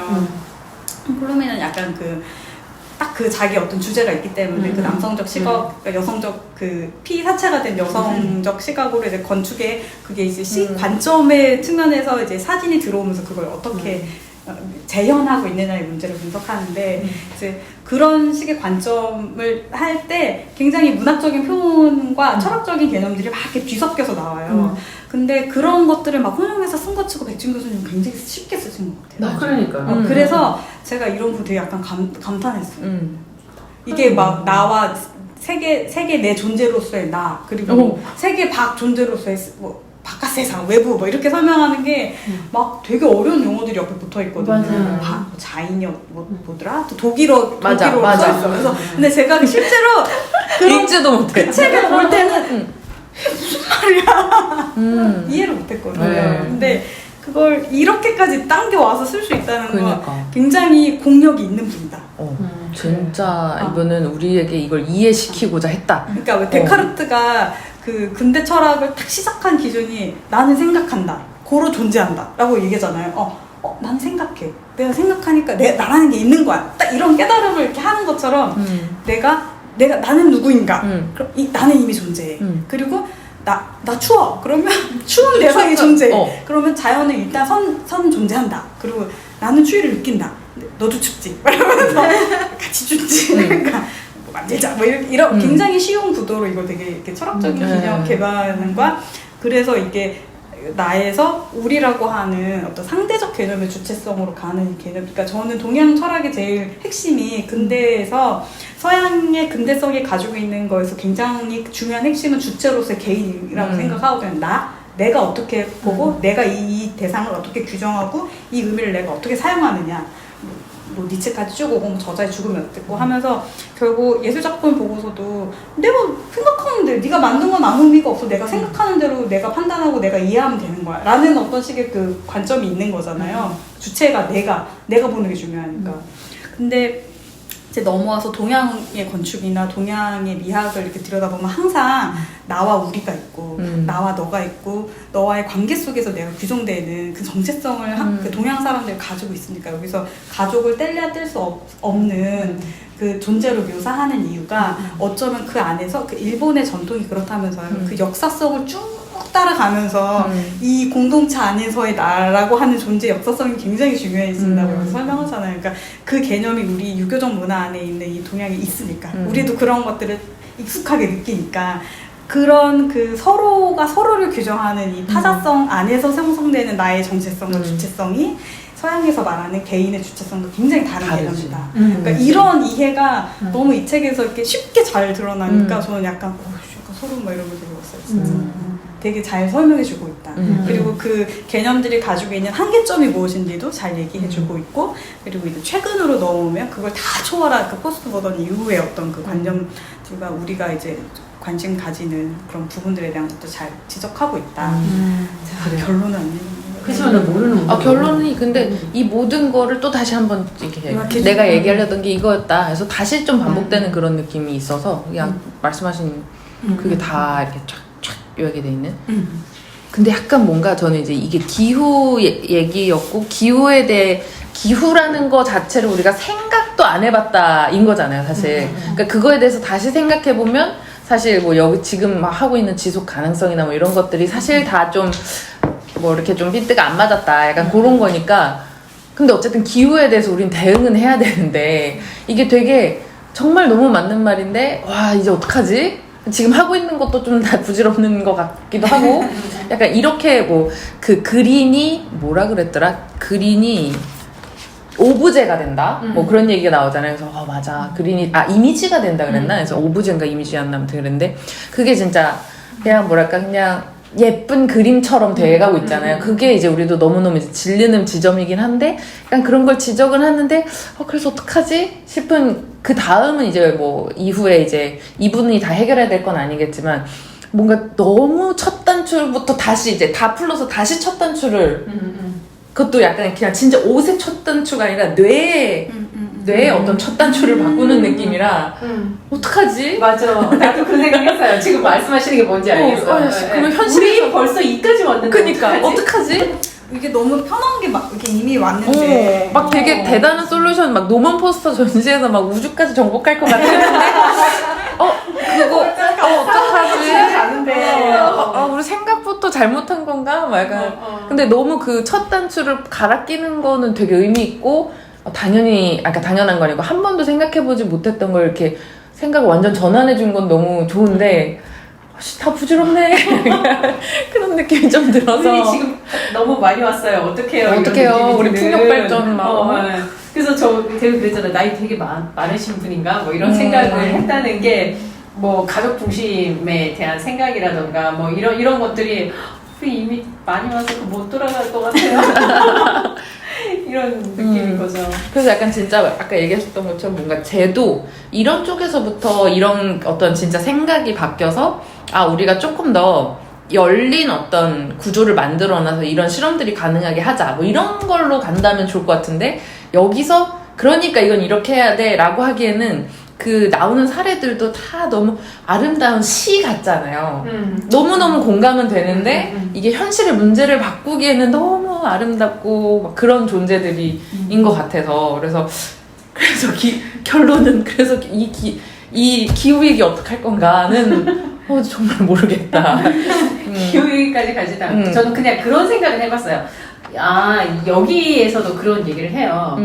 뭔가 적용할 수 있는 이런 것들이 결국에는 외부에 있는 공공건축에 아니겠냐고 그런 얘기를 하거든요. 내부는 이미 에어컨디셔너 다 있고 뭐 난방기 다 있고 그렇잖아요. 그러면 이제 외부에서 그런 것이 없는 외부 공간을 계획할 때는 이런 것에 대해서 충분히 고려를 할 수 있지 않을까. 그럼 계획안 같은 것에 대해서도 다자간 윤리 다자간 윤리라는 단어로밖에 표현 못하는 어떤 것 우리가 이제 설계를 할 때 더 뭐가 더 중심이냐를 고민함에 있어서 이런 거 정도는 먼저 생각해 볼 수 있지 않을까? 라는 제안일 수는 있겠다. 네. 그렇기도 하고 저는 자연을 우리가 너무 추상적 개념으로 그래, 함부로 쓰지 말아야 된다는 네, 생각을 맞아, 하게 되는 진짜. 게 근데 나는 저것도 여쭤보고 싶었어요. 그러니까 우리가 주택 이야기 한참 했는데 사실상 아파트의 그 80년대 지어졌던 그 특수한 어떤 아파트에서 느꼈던 풍토는 또 다를 것 같아서 그리고 공동의 경험이라는 게 또 있잖아요. 아까 그 뭐 문 열고 이랬던 거 뭐 크게 다를까 싶기는 해요. 사실 어쨌든 집이라는 것도 지어진 우리가 막 풍토를 맞춰서 짓고 막 이러질 않은 단독주택에 많이 살았을 거고, 야, 아파트도 마찬가지로 그렇게까지 깊이 있게 뭐 이렇게 뭐 해가지고 지은 집은 아니었고, 근데 그냥 그 기후에 대응하면서 이제 살아갔던 게 아닐까. 뭐 문을 열어놓는다거나 뭐 에어컨 거실에만 있으니까, 아니면 에어컨 틀기 애매하게 더울 때는 또 그 문을 열어놓고 거실에서 자기도 하고 뭐 그랬었잖아요. 복도식 아파트들은 다 열어놓고 그렇게 살았었고, 근데 이거는 약간 기후와는 상관없이 그렇게 이제 누적된 경험이 있는 거예요, 사람들이. 그래서 그 집의 시간들 다큐에도 나오는데, 그 타워형에 살았던 사람들은 그 환기가 잘 안 되는 거에 대한 트라우마가 있는 거예요. 근데 사실 그 타워형이 둔촌중아파트에서 제일 큰 평형들이었거든요. 그래서 내가 제일 좋은 집에 사는 것 같은데, 이렇게 집에 습기 차고 뭐 이렇게 막 옷장에 곰팡이가 뭐 쓴다거나 그런 경험이 충격인 거야. 난 중산층인데. 그래서 재건축할 때 플랫 무조건 판상형. 이게 목숨 걸었어. 진짜 그 조합원들이 책이 나왔어. 조합원들이 그 타워형은 죽어도 안 되는 거예요. 왜냐하면 이 타워형의 트라우마. 근데 사실 요 전세대 전세대 남향의 판상형 요거 트렌드 가기 전에는 타워형으로 짓는 게 대형 평형의 오히려 트렌드였어요. 맞아. 그래서 제가 이 얘기를 반포자이 사는 친구하고 얘기를 했는데, 그 친구도 이제 그 주공 3단지가 반포자이가 됐을 거예요. 그래서 그때 자기네들 경험으로는 타워형이 좋은 집이라고 생각해서 재건축할 때 그렇게 했는데, 근데 우리는 그 경험이 있다. 그래서 기후에 대응, 이 풍토에 대응하지 못했던 이 타워형의 한계를 경험해서 예, 그렇게 재건축할 때 집착한 게 있었다. 그 생각이 살짝 나긴 했는데, 그거 말고는 사실 뭐 풍토에 다 같이 대응하고 이런 게 없었던 것 같아요. 맞아. 다 같이 태어나고 이런 거는 모르고. 네. 저 바르셀로나 살았을 때 집을 2종류로 살았어요. 되게 전통적인 이제 에이산플레에 있는 집에서 한 6년, 7년을 8년 살고 마지막 2년을 이제 말씀하시는 그 타워형 아파트 같은 데 살았었거든요. 그러니까 그 옛날 바르셀로나에서 한 100년쯤 되는 오래된 아파트는 구조가 예를 들면은 어떻게 되냐면 엄청 세장하게 이렇게 네, 되게 세상이에요. 근데 이 바르셀로나가 진짜 더운 도시라는 거는 일단 아셔야 되는 게 되게 큰 블럭이 이렇게 있잖아요. 이렇게 있어. 그럼 여기가 이미 22m예요. 그러면 여기서 뭐 엄청 세상에 큰 방이 있고 복도가 이렇게 있고 뭐 부엌 있고 화장실 있고 이쪽에 현관 들어와서 뭐 계단실이 이쯤 있어. 그리고 뭐 있고 이렇게 되게 길쭉하단 말이에요. 그러면은 이제 여기 햇빛이 들어와. 이쪽으로 해서 환기가 되겠죠.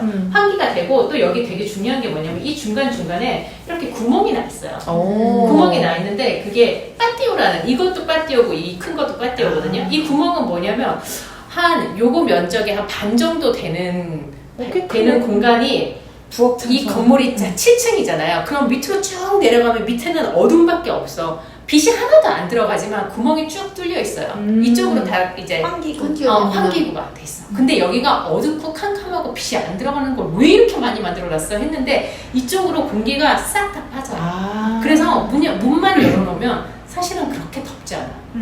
이런 게 한 2-3개 있단 말이에요. 그래서 나중에 이제 얘네들이 이것만 해도 이 면적이 커지잖아요. 그래서 어떤 집은 이렇게 쪼갠 집도 있어요. 그래서 이쪽 면만 있고 이쪽 면만 있고 이쪽 면만 있고 이쪽 면만 있는데, 그럼에도 불구하고 이게 가운데 있는 파티오가 있어서 이쪽으로 공기가 빠져서 그렇게 더운 줄 모르고 살았거든요. 모르고 살았어. 그런데 어느 날 이제 그 외곽에 있는 1960년대나 70년대에 엄청 모던한 건축가가 지은 되게 예쁜 아파트에 이사를 갔어요. 근데 노동자들이 거주하는 건축하는 사람들이나 예쁘다고 생각하는 아파트인 거고, 난방 시설은 없는 그런 이제 단열을 이런 것도 없었던 것 같아. 근데 그 집은 판상형 말씀하시는 대로 이렇게 이제 집이 이렇게 4개가 있어. 그래서 여기 계단실 이렇게 들어가면 여기 우리 집이에요. 그리고 옆에 여기에 공원이 이렇게 펼쳐져 있어요. 그래서 집 보러 딱 문을 열었는데 되게 큰 창으로 공원에 나무들이 이렇게 빌렸단 말이야. 이런 집이 막 이러면서, 그래서 방이 있고 방이 있고 여기가 거실이 있고 뭐 부엌이 있고 여기 나가면 이제 문이에요. 근데 조그만 이런 것들은 없어. 그냥 이렇게 돼 있거든요. 여기 다 유리예요. 유리. 현대적 건축이요. 현대적 건축이에요. 더워 죽어버려. 아. 바람이 문 다 열었는데 어느 방향으로는 불지 않아요. 진짜 껴야 껴. 여기 문을 열어도 에어컨은 좀 있었죠. 에어컨은 이제 있었는데 거기 빌린 집이잖아요. 그 에어컨은 언제부터 아. 그런지 모르겠고 에어컨을 못 틀고 여기가 또 5층인 거야. 위에 빛이 그대로 내려오는. 옥상. 애 한 살짜리 애 2명을 데리고 그래서 사는데 이제 죽어버리는 줄 알았어요. 그래서 깨달았어. 아, 이 집들 왜 이렇게 지었는지 너무 이해가고 이 집들 그냥 보기에는 이미지로는 너무 예뻤어요. 그러니까 그래서 이 지중해 햇빛이 너무 세가지고 그 창문을 더 창문을 뗐잖아요. 내고 일부러 창문을 크게 안 내잖아요. 그리고 창문을 가려야지 시원해요. 그 우루과이에서 온 남자애가 너무 덥다면서 창문을 열고 있는 거야. 그래서 야, 여기는 이거 아니야. 이거 페르시아나라고 햇빛 가리는 거를 맞아. 다 내려놓거든요. 네. 그리고 창문을 조금만 열어놓으면 바람이 들어와서 쑥 빠지기 때문에 되게 시원해요. 맞아. 네. 근데 어쨌든 유리창, 페르시아나도 없는 유리창. 그래서 그냥 생으로 빛을 그대로 그냥. 생으로 이 가열된 열들이 갈 데가 없어요. 이게 풍토고 쟤는 저거네.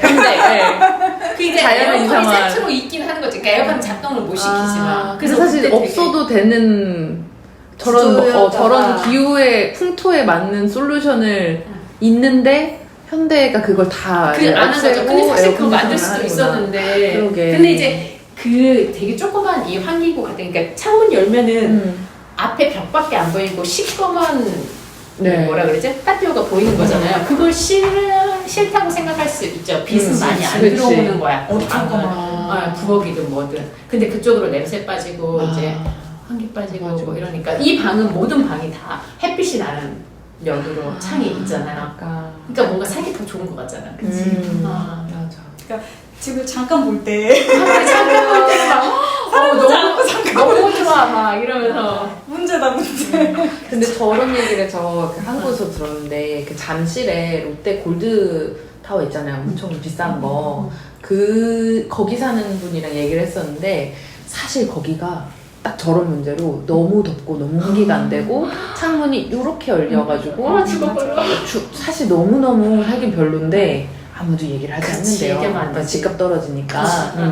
그래가지고 약간 둔촌 주공 아파트 살 때 이렇게 와보고 그랬거든요. 근데 맞바람이 이렇게 좋은 거라는 거를 그 롯데 골드캐슬에 사는 사람이 와서 얘기하니까 너무 또 새롭더라고요. 그래서 근데 둔촌이 이렇게 좋은 집이에요. 뭐 이런 얘기 엄청 했었는데 진짜 뭔가 현대 건축적으로 잘 만든 집이 얼마나 불편할 수 있는가. 맞아. 그런 건 진짜. 그리고 환기가 안 된다는 건 되게 고통스러워. 빛이 없다는 것보다 더 고통스러운 일이었던 것 같아요. 그러니까 환기가 사실 잘 되면 약간 습해도 견딜 수 있는 게 일본에 답사 갔을 때 이끼가 엄청 많잖아요. 뒷마당 다 이끼로 정원해놓고 그러면 이끼는 습한 데서 자라는 거잖아요. 그러니까 저는 꿉꿉해 이렇게 생각했거든요. 근데 열려있고 뚫려있고 하니까 이게 그런 게 상쇄되는 것 같아요. 그러니까 습해도 바람이 통하면 사람이 그거 좀 견디고 살 수 있는 거. 맞아. 그러니까 아무런 기계식 공조 없이 이렇게 살 수 있다고 한다면 그 다다미 깔아놓는 것도 좀 맞아, 그런 맞아. 거잖아요.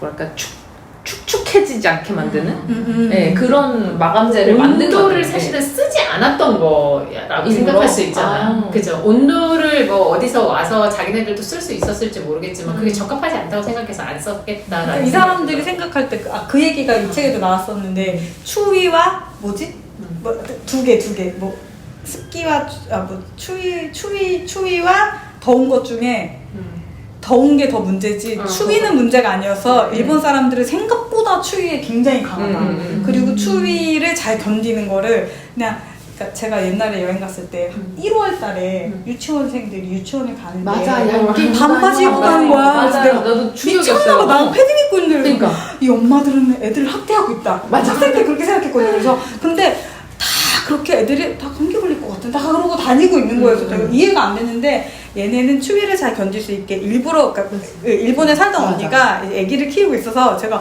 왜 반바지 입혀서 보내? 패딩도 안 입었어? 그랬더니 아동 학대 아니야? 일부러 그랬다는 거예요. 그리고 쉬는 시간에 일부러 흙바닥 같은 데서 그렇게 입고 놀게 한대요. 한겨울에도. 그래야 그걸 계속 적응하는 훈련이 되니까.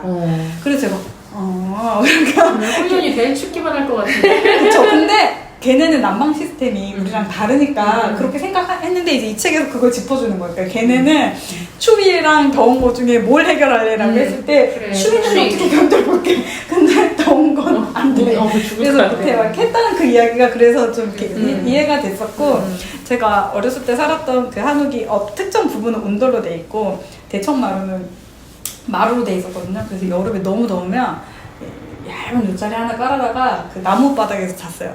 거실에서 온 가족이 이렇게 온 가족은 아니지. 그러니까 우리 애기들만 이렇게 나와서 그래서 모기가 또 있으니까 이렇게 살짝 이렇게 그때 덧창이 있었어요. 일본식 그런 유리로 된 덧창 같은 거 있잖아요. 그래서 이렇게 닫아놓고 근데 그 마룻바닥에서 자면 되게 시원했거든요. 약간 공기가 이렇게 살짝 이렇게 냉기가 이렇게 올라와 있고 그 집도 이렇게 바닥에서는 살짝 이렇게 떠 있으니까 떠 있는 온돌만큼 이렇게 올라오잖아요. 그러니까 그래서 이렇게 있으면은 여기서 저녁에 수박 먹고 뭐 이렇게 씹태태댔다가 이불 피고 자고 그랬던 기억이 이제 나는 거죠.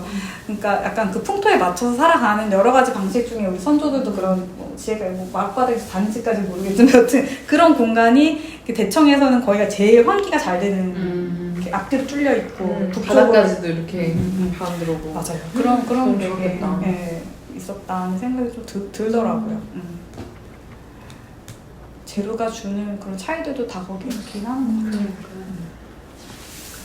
이해 못하는 내용들은 나중에 천천히 읽으면서 뭐 이런 거 노이트러가 설명하려던 것은 소통의 더 깊은 차원이었다. 세계가 발현하는 것을 받아들이는 전자, 즉 비어있음, 수용 가능성의 형태로 존재하는 자아의 더 깊은 층위에서 발생하는 것이다. 이렇게 이런 문장 읽으시니까 더 못 알아듣겠어요. 진짜 그런 문장이 있었던가? 물음표 이만큼 물음표.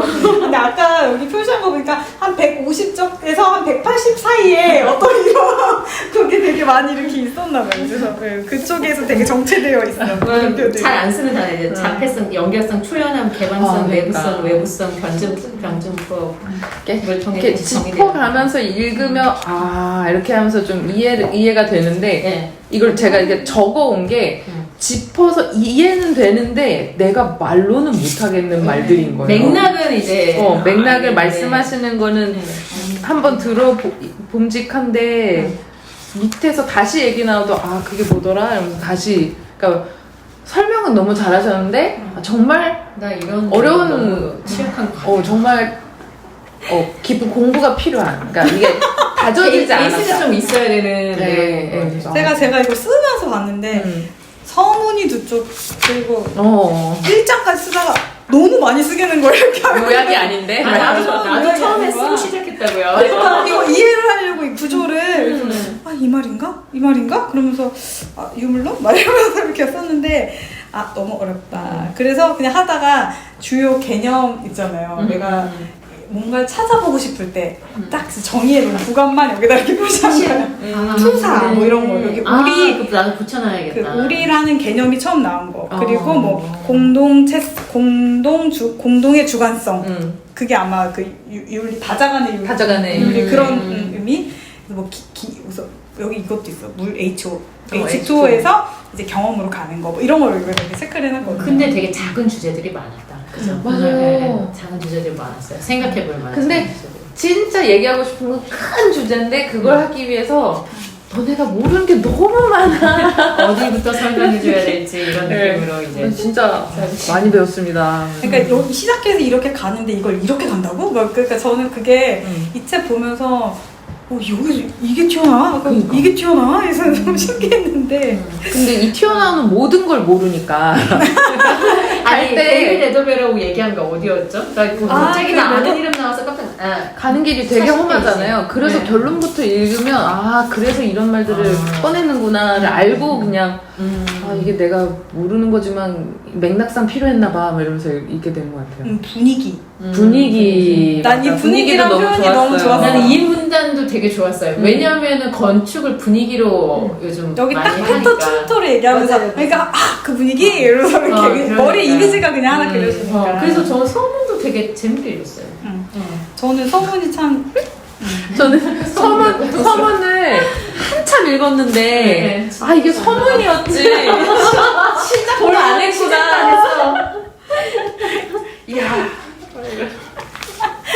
근데 약간 교수님답게 이게 반복, 또 반복. 이런 얘기를 하고 싶었던 거예요. 맞아요. 그러니까 공간에서 전개되는 삶의 구체적인 양상과 분위기가 어떻게 서로 접속되어 있는지 이런 얘기, 그러니까 아쉽죠? 삶의 양상, 구체적인 걸 얘기 안 하고 분위기, 뉘앙스, 느낌적인 느낌, 그 촉각에 대해서도 되게 비판적으로 뭐 얘기를 하잖아요. 이거 케니스 프랜튼이 그런 얘기 했어요. 시각 말고 촉각에 어쩌고 뭐 이런 얘기를 한 적이 있나요?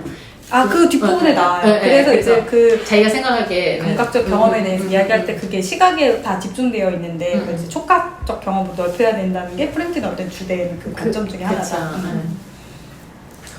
그 얘기를 이제 조병수 소장님이 그 작년 비엔날레 할 때도 메인 기사에 그 얘기를 하셨었거든요.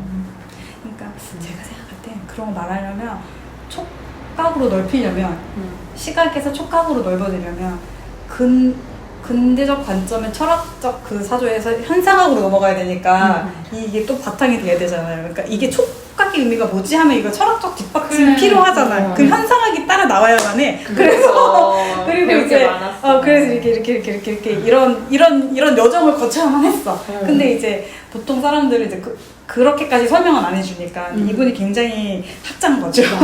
그렇죠. 네, 그런 부분들이 촉각을 뭘로 느끼냐 시작해서.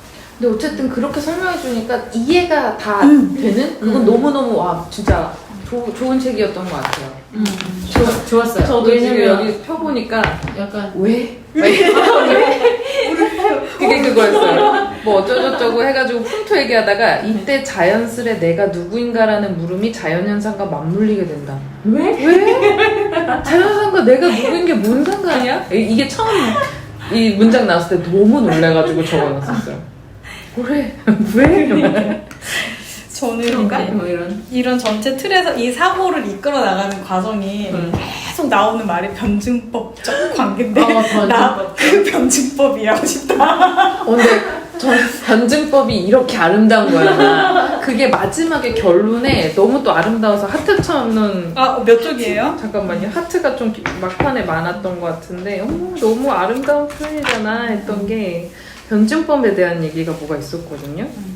255페이지에 요소들이 서로의 정체성을 보증하고 확인하고 강화하기 위해 서로 대립하는 이 변증법.